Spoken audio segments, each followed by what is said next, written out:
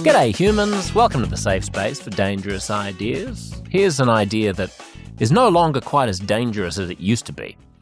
The idea is that the state of Israel is fundamentally a genocidal project, that it was a misbegotten venture from the start, has never made any real attempt at accommodating Palestinian interests, and Jews around the world should distance themselves from it and reject it as a Jewish state. Since the October 7th Hamas attacks and the brutal war in Gaza, this conversation has been taking place in its most brutalising, simplistic, rudimentary form on social media and mostly among non-Jews. There is a very clean, clear, simplistic anti-Zionist principle that you can see on social media all over the place, which articulates the point of view that I just stated. And there is a countervailing, equally simplistic point of view that's put forward by, for example, the Israeli government and the Israeli Defense Forces, which says that Israel has always sought peace and just wants the best for everybody in the region, but it has to respond to terrorists and it has never had a partner for peace. Of course, the reality is complex. And nowhere is this conversation undertaken in as robust a spirit of vehement disagreement and intellectual curiosity than within the Jewish community itself. Jews all over the world since October 7th have been wrestling with these questions. What should their relationship to a state that proclaims to be their homeland be when that homeland behaves in ways that they regard as unconscionable? Antony Loewenstein has become something of a persona non grata to Jews who are in lockstep with Israel because he is an anti-Zionist. He is a ferocious critic of Israel. He is an independent journalist who has lived in East Jerusalem between 2016 and 2020. And he had, I suppose, the accidental good fortune to, in 2023, just 6 months before the October 7th attacks, publish a book. It's called the Palestine Laboratory. And it details how the technologies that Israeli intelligence and the Israeli military have developed to essentially control Palestinian populations and to make their occupation of the West Bank successful have also been exported to all kinds of ugly regimes around the world to be used for nefarious purposes against good citizens. That book, needless to say, after October 7th and when the Gaza war began, shot up the bestseller charts in the West, and Antony became celebrated. It won Australia's highest journalism prize, a Walkley Award, and at the same time as Antony was being feted by journalists and anti-Zionists the world over, he was being shunned by his own community of Jews, at least publicly. We also get into this about the scope of the disagreement within the Jewish community in this upcoming conversation. I copped an enormous amount of flack for speaking with Antony. I had actually recorded the interview with him initially before October 7th, but I released it after October 7th and got a lot of pushback from Australian Jews who felt that it was impolite in the wake of the largest slaughter of civilian Jews since the Holocaust to be conversing about these things. But really, what is a Jewish dinner table if not a forum for argumentation about the biggest moral questions of our time? The Jews are a notoriously argumentative, thoughtful, philosophical and Talmudic people who are constantly quarrelling amongst themselves about the best way to live a good life and the best way to forge a path forward. That may come as a surprise to people who think that Jews are a monolithic, money-grabbing, power-hungry cult. But it is the truth. It is the truth. It is the lived experience of Jews the world over, trying to understand how they should feel about this state that claims to act for them, and over which they have no practical control. So I thought it was time to invite Antony back on the show, do the thing that Jews do best, which is get into a big argument, a friendly argument, a respectful argument about the nature of the Jewish state. I hope you enjoy, as much as I did, the one and only Antony Loewenstein. How are you feeling being a Jew these days, Anthony? In Australia or just in general? In Australia. I feel all right. And in general. I mean, I'm not religious. I'm Jewish. I don't really practice, although I'm trying to give our young kids some more cultural Jewish experiences. What does that look like? Well, I guess some of that, I see some of the Jewish holidays, Hanukkah, Passover, as not necessarily religious. We're not taking them to synagogue or anything. Yeah. I think some of those are... Were you bar mitzvahed, by the way? I was. Yeah. I'm from Melbourne. Yeah, Originally, right. I grew up in Melbourne. You say that as if that means that as if every Jew in Melbourne gets bar mitzvahed. You're like, of Many course, do. I'm from Melbourne. Many do.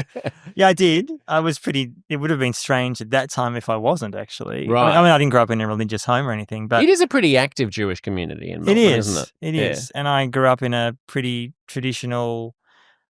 in a liberal-ish Jewish home, but Israel was certainly part of that education. I didn't go there with my parents. I didn't go there with my family or anything, but it was just seen as the right thing to do to support Israel because of our families were killed in the Holocaust, and the ones who got out were spread around the world, Australia, Europe, the US, etc. Did you have friends or family in Israel, or your parents? We did and we do. Distant family, yeah. I've met them once. That was probably enough. When did you first go? That was probably enough. How unkind. Not really. Why? The feeling's mutual. What did they It's do? not like, I'm not going to name them. I mean, I met them about 20 years ago when I first went there. Right. And yeah. Well, you're like, this place is a totalitarian dump. What are you all doing here? No, I think they were there because they were believers in the project. They were very hardline. They were very, I think, pro-settler. They didn't live in settlements, but yeah. And I presume that they've gone even further right since, as Israel has. Yeah, yeah. I mean, we spoke, I think, last time just before October 7th. Yes. And from my recollection, we then released it after October 7th. Good timing. What has, I mean... Nothing's happened since, so I don't know why we're even here. My goodness. I mean, it's been a journey.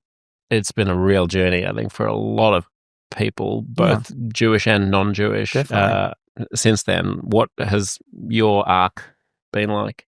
Look, when it happened on October 7, I was here in Sydney. I was, on the one hand, shocked by the violence, shocked by the audacity. I don't mean that in a positive sense, but the fact that Hamas was able to do that. I've spent time in Gaza as a journalist in the last 15 years, and I think a lot of people who follow this issue, Jew, non-Jew, observer, were pretty astounded by the fact that that was able to happen. And that tied in some ways, a lot of my work, obviously, because I talk a lot about Israeli security and surveillance, and essentially it just collapsed on October 7. And I was shocked by the level of violence against, principally Israeli Jews, although obviously it was directed at Thai workers and other people as well.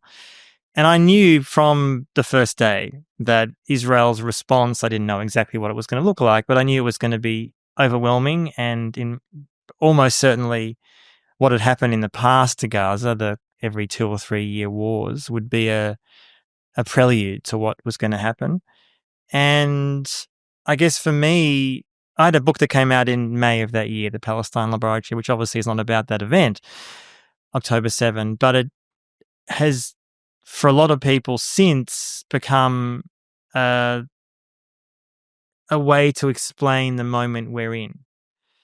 And what I mean by that is that the book that goes into detail about how Israel uses the Palestinians as a testing ground, essentially, to then sell these weapons to countries all over the world under the guise of, we're fighting terrorism, you can do the same as we do. So when October 7 happened, look, my initial response was shock and horror. And I was interviewed on October the 7th. I think it was ABC TV. And I said that. I mean, I've spent time, as I said, in Gaza. I spent time with Hamas as a journalist. And just to be clear, you were not the second in command to Sinwar. I was not the second in command. Despite what many say. Well, some have said worse, but no, I was not. And I have friends still in Gaza, friends who have left, some support Gaza, many Hamas are, and many do not. Many have been appalled and disgusted about what's happened. I'm talking about both on October 7, but also since. So my feeling has been, and the journey, and I've been back to Israel, Palestine since. I was there about 4 or 5 months ago, not Gaza, because as some people may be aware, no international journalists are allowed into Gaza, which I think is an absolute outrage, which is decided by Israel, by the way. I mean, they say it's for security, and I think journalists would fear that they would be targeted and killed by Israel, because Israel has a pretty bad track record on that. Could they potentially be targeted and killed by Hamas as well? They could be, but I'd say it's far less likely. I mean, Hamas has a hardly stellar record on freedom of speech or plurality. That's true, but 99% of journalists who are being killed in Gaza, in fact, probably 100%, as far as I'm aware, since October 7 have been killed by Israel, not by Hamas. It's not a defense of Hamas.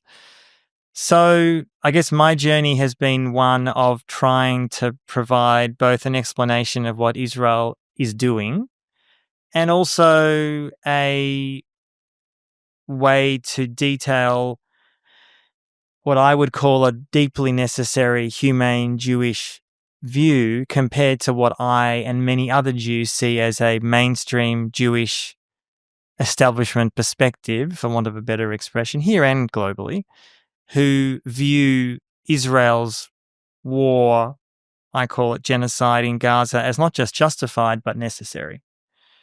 And I feel that that is causing profound harm to the Jewish community. I think it's causing harm to the fight against anti-Semitism, which is a necessary one. And I think it shames all of us Jews who don't speak out against it.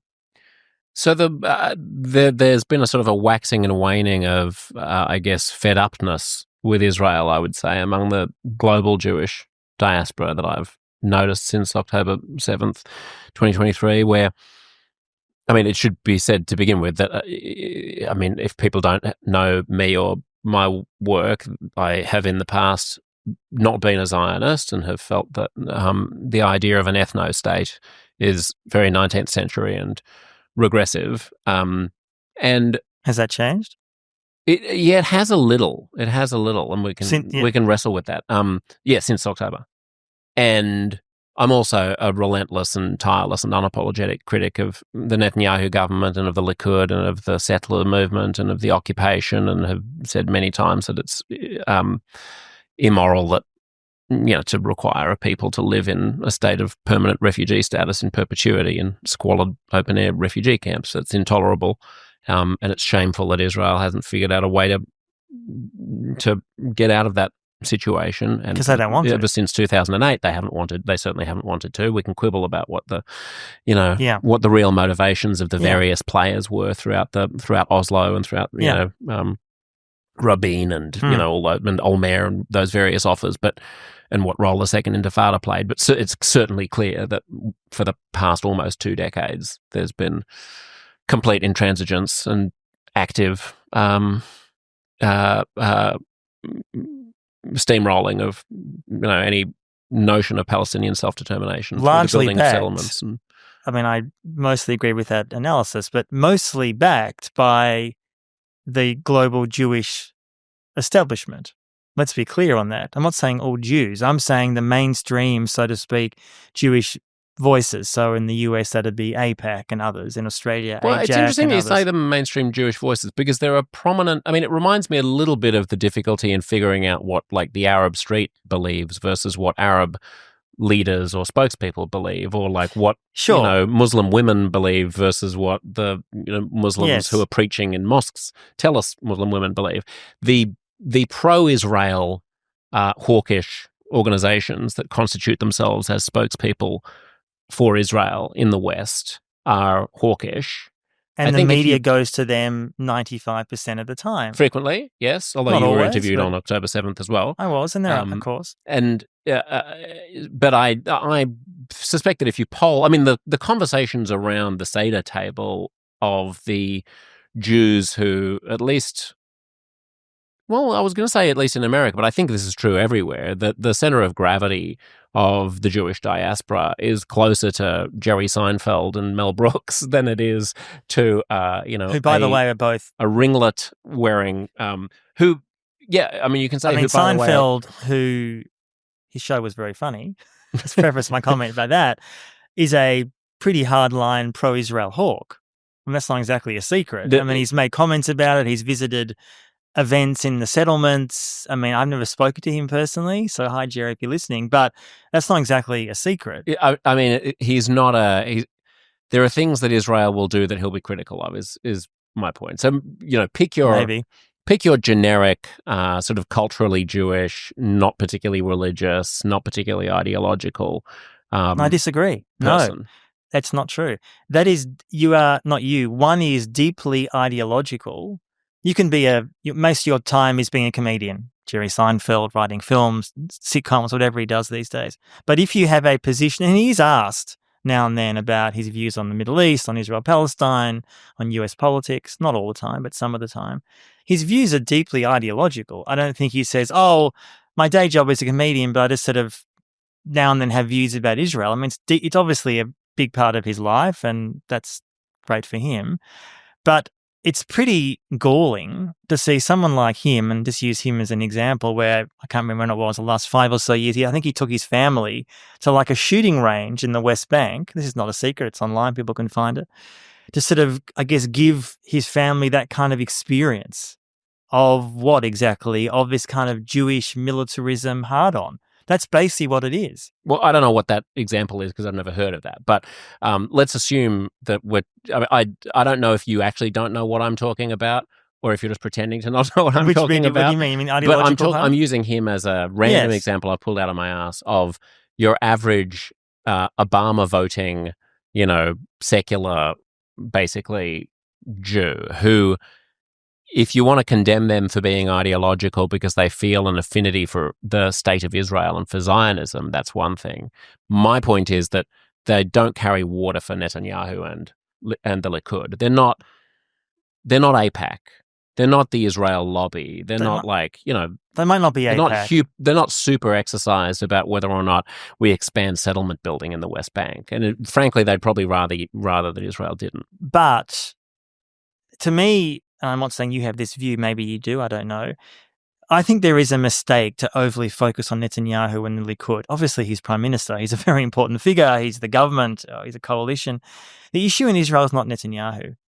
It is the fact that in poll after poll after poll for years, long before October 7, Israeli Jewish society itself has been profoundly radicalized. Jewish society. In terms of the deep dehumanization towards Palestinians, racism. Again, this is not my opinion. It's based on polls. So, yes, Netanyahu might win the next election. He might lose. I don't know. No one does. But the likely successors on these key issues are very little different because that reflects Israeli society. Yeah. I mean, but isn't that because we've reached a tipping point at which which trust on both sides has collapsed completely? I mean, I don't know how far back you want to go, but if Yitzhak Rabin doesn't get assassinated in the mid-90s, there was clearly a quorum of Israelis who wanted peace at that point. And it conceivably could have been done. We'll never now, know. since then, has Israeli society radicalized? Absolutely. Has Palestinian society radicalized? Absolutely as well. Was Israeli public opinion coming from a more tolerant place in the 90s than Palestinian public opinion? Yes, it was coming from a more accommodationist point of view. The Palestinian I think that's debatable. The Palestinian center of gravity in the 70s and 80s wanted the whole pie, and the majority So did the majority of Israelis. No, they didn't. Not at the time. I don't agree with that. Well, it's clear that after 67, most Israelis thought, this is weird. No, but we're sitting on top of another country. We're going to have to figure out a way of giving that back. No. I mean, yes. Just watch that documentary with all of those Israeli Shin Bet generals. Yeah, the gatekeepers. I met one of them. I did a film recently for Al Jazeera, and I met one of them. No, I'm aware of that. But this is a cop-out, Josh. Not with you, but that argument. Because that essentially says that if you're an Israeli Jewish citizen, you have the power to vote, as opposed to many Palestinians who, of course, don't if you're under occupation. You are making a choice to vote for parties for decades, that deepen the occupation, worsen the occupation. I'm just talking about the right wing, the left wing. In the 90s, the left were in power, nominally the left. They expanded settlements more than the right at the time. So I guess when I say, I think this is a mistake that's regularly made, that Israel's gone crazy right wing, which is true, because of the Second Intifada, because of suicide bombing. Some of that's undeniably true. I think that's true. But the center of gravity for many Israeli Jews is even worse now than it was 20 years ago. There is no real association with Palestinians. They barely speak to them, if they meet them at all. Their media, with a few notable exceptions, and I'm not talking about the few great journalists with Haaretz, the Israeli press who speaks to a Palestinian, shock horror. It is day after day, often of literally Nazi-like rhetoric. People might be shocked to see that or hear that. It is Nazi-like rhetoric, long before October 7 and certainly since. But the claim that the entire conversation in the Middle East is contaminated, polluted and toxic is controversial to nobody, I would have thought. I mean, you look at the other side. Palestine, you mean? Or Yeah, I mean, I don't think everything in the Middle East is conflict, Israel. I don't think everything is about Israel-Palestine. It's not. No. I'm saying on both sides of that, like everything that you just said, you could just remove the word Israel and put in elements of Palestine Palestinian or society Arab. have an extremism. Parts of it. So it's not like. Yeah, but I think you're doing the mirror image of what people who you disrespect on the other side do, which is. But I'm not denying that a generalization about No. about a complicated demos, right? Where, like, of course there are factions who in the 90s... But it's not a faction, Josh. Hang on. It's not a faction. If you are the occupying power, you're the one with the power. Of course, there is within issues. Israel. Were there factions in the 1990s who genuinely wanted peace, who wanted to create There a was two-state some on the solution? left. Yes, I think there probably were. The Prime Minister? Well, I think Yitzhak Rabin? it is deeply the Prime Minister contested Olmert? whether he actually was ever going to seriously give up land. I think that is very Of course, contested. it's contested whether or not Arafat was going to do it as well. It's contested True. whether everyone was going to do it. The question is, in a multi-party, like, pluralistic democracy, you've always got people bumping into each other. I mean, we have politicians in Australia who are National Party right-wingers who do not represent the Australian people, and I would not want to be defined by them. If I was an American, I wouldn't want to be defined by RFK Jr. Politics makes for strange bedfellows. Yeah, or Trump, exactly. So, I mean, weird things happen in extremis. Of course. And often people win elections who you don't like and support. I understand that. But to say that at no point during the decades after the 1967 war was there a significant faction of Israeli society and politics that sincerely wanted to get rid of the occupation is just as ridiculous as saying it's not as saying that Israel is blameless and has always has tried nothing but peace, but we never had a partner for peace. That's obviously the one on the other side. Hang on, no, it's not extremism. If you look at the fact that during the 90s, when these governments were in power in Israel, they were expanding and deepening settlements. It's not an opinion. That's what they were doing. Because they were coalition governments where they had to make stupid deals with assholes in order to get things through. Like, that's the way democracy works. Well, hang on. Democracy works in what way? That you deepen and dehumanize Palestinians day in, day out. Sometimes you need to do bad things to get good things done. So is there a reason why people like Edward Said, the late Palestinian intellectual, said from the beginning, unlike Palestinian colleagues, some of them, many Israeli colleagues, were saying from the early 90s, this is essentially a Faustian bargain, that we as Palestinians are entering into a deal with an Israel that A, has no interest in peace, 2, is determined to continue to expand settlements, and 3, importantly, the Palestinian Authority, the corrupt body that was set up to kind of manage this situation, was going to be a contractor for the occupation. Now, he didn't have the luxury of unfortunately seeing where the future has led. He died a number of years ago, but he was right on all of that. Now, he's one person. I think he was prescient. Yeah, Saeed's a clever guy. I mean, he's also coming from one side and one perspective. Of course, so anyone comes from one side by definition. But I guess what I'm saying is that I think it's not a question I'm looking at one side and saying Israeli society is so broken that there's no way to reform them. As opposed, I've written about and I'm well aware there are elements of Palestinian society in Gaza and elsewhere which are fundamentally opposed to how I see the world, about how I want to live. I'm aware of that. I mean, I've spent time traveling in lots of countries around the world. Not that I often wear a sign on my head saying, "Hi, I'm a Jew, hug me," but I'm well aware that a lot of people don't. Most people wouldn't hug you. They wouldn't. They might shake my hand, maybe. If you're a Jew. I think on average in the world, so this is not your Jewishness, you won't be met. And I'm not denying real anti-Semitism exists, regardless of what I think about Israel-Palestine. I don't deny any of that. Anyone who says that about the world is naive. I don't think that. But I think a lot of it is, and this ties back to what's happening in Australia and a lot of countries since October 7, are deliberately conflating legitimate concerns over actual anti-Semitism, firebombing a synagogue, uncontroversially anti-Semitic. Who knows who did it? We don't really know yet in Melbourne a few months ago. It's a horrific act. But if you have on the side of a house, fuck Israel, not that I support, by the way, daubing people's houses, to make that very clear, I don't see that necessarily as anti-Semitic. I just don't. Saying fuck Jews, is that anti-Semitic? Probably, possibly. Well, fuck Jews definitely is. Probably is. How could it not be? Well, the question is Yeah. What could the meaning of that be, except for antipathy towards Jews? Yes, probably. If it's next to the sign that says "fuck Israel," I would say the context matters. But I don't like. I mean, I don't support But that. that's exactly the difference between bigotry and a political opinion. I mean, it's one thing to Yes, say but fuck India. It's another thing to say fuck Indians. That would be bigotry against Indians. It is, but I think if you have a sign, there has been cases of this in Sydney in the last 6 or so months of two daubed walls next to each other, fuck Jews and fuck Israel. Neither which I like seeing. I mean, I don't write that. I don't say that in my, well, I don't say it publicly at least.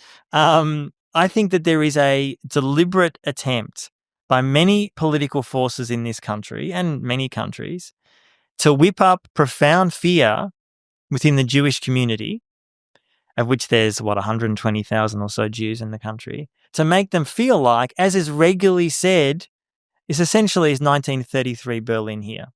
It is insane. But wait, don't attack the straw man. Is there, just staying on the point of, like, fuck Jews, do you doubt that a spray-painted sign that says fuck Arabs is bigotry against Arabs? As I said with fuck Jews, almost certainly is anti-Semitic. The reason I'm saying what if it's next to a sign that says fuck Saudi Arabia? Does that make it less bigoted? I think it's impossible to actually answer that because we actually now don't know the reason why people did something. Like it matters. That's why we have made the decision that it doesn't really matter why people do something. I think it matters. No, I think isn't the part of the social justice revolution of the past 10 years that you don't get away anymore with saying, oh, I wasn't being racist. I was just making a joke. No, if black people think you were being racist, then it was racist. You don't get to walk into the office and slap a woman on the ass and say, nice day to it. So no, it was just, don't be so serious. Obviously, it's unacceptable. No, it doesn't matter if you write fuck Jews, fuck Arabs, whatever. That's bigotry. That's just totally, to be clear, it's utterly unacceptable and I don't support it. My comment simply was to say with 100% certainty that saying that is by definition bigotry. I do question that. I'm not saying that I don't see that and celebrate it. I think it's almost tautological. Like, fuck Jews is by definition anti-Semitic. Like, you don't think really it matters? Know anything else. It's hatred towards one group of people on the basis of their ethnicity. In 99% cases, I'd agree with you. What's the 1%? The 1% is it matters who did it and why. Who could do it and for what reason that would not be anti-Semitic? Put it this way, there is lots of evidence in the last 6-12 months in Australia that some of the people who appear to be doing attacks against Jews or other Jewish places, other places of worship, are not motivated by ideology. They are doing it for, and this has been shown, it's not my opinion, it's been pretty clear, people who are being paid by we're not quite sure who to do ugly things. And I think it matters if for example, neo-Nazi is writing fuck Israel or fuck Jews, as opposed to some random person being paid by a criminal organization who does it. Is the ultimate message change how a Jew feels seeing it? Possibly not. But I think that matters. And I think it matters because at the moment in Australia, and it's not unique to Australia, there is a concerted effort by elements of the Jewish community, parts of the current Labor Party, parts of the coalition, which is the alternative government, and they may well win in a few months, who knows, to try to not just potentially outlaw certain speech, talk about outlawing legitimate protest, about people upset rightly about what's happening in the Middle East. These are all connected. And I feel very uncomfortable with the idea that we are constantly told, we being the public in parts of the Murdoch press and other media as well, that Jews should feel unsafe. Now, I'm not for a second minimizing the fact that if you are living in parts of Australia where there has been attacks against synagogues, you have the right to feel upset and angry about that, as I do. There is an anti-Semitism issue in this country. I'm not denying that, and it's expanded since October 7. But I think it is being used and weaponized by certain actors, mostly in Australia, but elsewhere, to put in place or attempt to put in place legislation or ideas that it is illegitimate to say certain things beyond an imaginary line that they define. Right. It has certainly been enormously harmful, I think, to Jews everywhere that right-wing Israelis have continually, and apologists for Israel, have continually deployed anti-Semitism as a phony cudgel to prevent criticism of Israel. And so now everyone sort of smells a rat when you use the term anti-Semitism. Isn't that a problem? Absolutely. Huge problem. And who do you think is at fault for that? Right-wing Israelis and apologists for Israel. And who are the key centres of power here and elsewhere? Is that a question, or are you saying that they are? Well, I guess it was more of a statement rather than a question. I'm conceding that, and I also don't think that hate speech legislation. I don't support hate speech legislation because I think it's unless everyone in the country can all agree on 5 sentences that we can jot on the back of a napkin that we all agree you're not allowed to say, and there's no more, which, as you say, they never will, then I think there's an inevitable expansion of hate speech legislation to outlaw ideas that are regarded as being perverse or misguided or degenerate or something. And I know that there are attempts by elements of the Jewish community, wider community, non-Jews as well, to put in place certain red lines over conversation around Israel. Yeah. That if you come out and would say Israel is a racist endeavor was from day one. Now, in some definitions, that's essentially hate speech, which to me is insane. And it certainly should not be prohibited speech, regardless of whether or not you think it has certain Australian university valence. campuses and elsewhere, there is a growing move towards, if a student or I guess a lecturer says something like that, presumably in a lecture or at a public space, that you are breaching a rule that says that you can say Israel's doing terrible things in Gaza. That's probably okay. Can you say they're committing genocide? Can you say that Israel was a racist endeavor from day one? No. And I think that this is an attempt to try to curtail... Well, are you allowed to say that Australia was a racist endeavor from day one? We should be able to. Yeah. It should at least be consistent, right? Absolutely. I would not just say Israel. I'd say that for many countries, not unique to Israel. Absolutely. Yeah, of course, right. Australia was. And one of the big concerns here about, the kind of expansion of quote-unquote anti-Semitism and its conflation with legitimate criticism of Israel is that how do you think about the vast body of quote-unquote pro-Palestinian activism? Because I've had many a conversation since October 7th with people who are extremely agitated about the Palestinian cause, extremely opposed to Zionism, who say things publicly and loudly about Zionists. Such as Zionists want to pretend that they're white Zionists want to pretend they're not white, but they're actually the whitest people of all, and that they love the blood of Palestinian babies. So where Zionism, you wouldn't have heard me say that. No, I've never said absolutely that. not. No, I'm not saying you are saying that. I've never said that or written that. No, but you're intelligent. I'm talking about there being a bunch of concentric circles or maybe not concentric, but overlapping Venn diagrams of people who I come to realize don't know anything actually about the conflict, but the conflict is superimposed onto a pre-existing set of ideas and heuristics that they have about the world, many of which are true, that colonialism is bad, that poor brown people in rubble being bombed is a bad thing, that babies being dragged out of the rubble is bad, that posturing corrupt wealthy politicians standing on the global stage and trying to justify war crimes is bad. Right? We agree on that. These are all good instincts, and I was doing one interview with one of the people, and I started talking about 1967, and it became apparent that she didn't know anything about. She spends all of her professional life talking about Palestine, and she doesn't know what happened in 1967. Okay.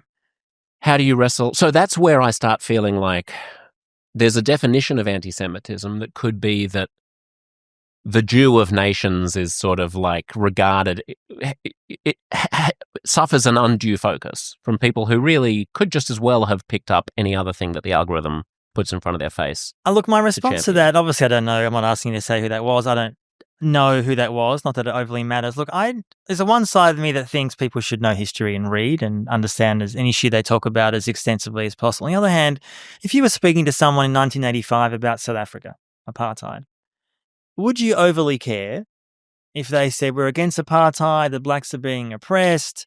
If you said to someone, gave them some date about some important event in South Africa's modern history they didn't know, would it matter? I don't think it matters at all. Ultimately, people rightly felt that was a profound injustice that should end. Obviously didn't end until 1994, and South Africa is still filled with lots of problems. I was there a few months ago. Economic apartheid continues there, sadly, for a range of reasons. But, so yeah, should people read widely and understand what they're talking about? Yes, they should. I suppose I understand what your point is there. The difference, I would argue, is that there is. So what is the clear moral wrong that's the equivalent to apartheid in this analogy? A lot of people it's hard to sort of generalize the so-called pro-Palestine world. I mean, it's diverse, so it's not just one thinking kind of person, but regard what's happening again before October 7. That movement, I guess, has exploded to some extent since October 7. Regard what Israel's doing wrong. They see it as a colonial project. I think what Israel's doing in Gaza is, whether you call it genocide, mass slaughter, whatever term you want to use, they think Israel, and again, I can't speak for everyone, I feel. What do you feel? I feel Israel's apartheid. Israel is undeniably committing apartheid in Israel and Palestine. I say that it's not so much an opinion. I've seen it with my own eyes. I was there a few months ago. There is profound discrimination between Jews and non-Jews. Palestinians in the West Bank are treated like second-class citizens. I mean, there's only so many words for that. It's based on a racial hierarchy, and Jews are number one. And Arabs and Palestinians, some of whom are Christian, many of whom are Muslim, are not treated the same way. And it's as simple as that. In Gaza, it's obviously a bit more complicated, and this was the case before October 7, but now Gaza has been destroyed, which was, I would argue, the point. You asked before about what I thought might happen on October the 7th. I didn't necessarily think it was going to be that level of destruction, but I think now, seeing what's happened there, I see what's happened in the last 15, 16 months, very much part of a long trajectory. In 1948, there was an attempt to depopulate as many Palestinians from Palestine as possible. 1967, the same. There was always a realization amongst many Israeli leaders you couldn't get rid of everyone at the same time. But the idea was, incrementally, you can do so. And if activists, pro-Palestine activists, say that Israel should be, as I personally believe, a state for all its people, Jew, Christian, Muslim, it's not because I believe in utopia. My eyes are open to the hatreds that exist in that part of the world long before October 7.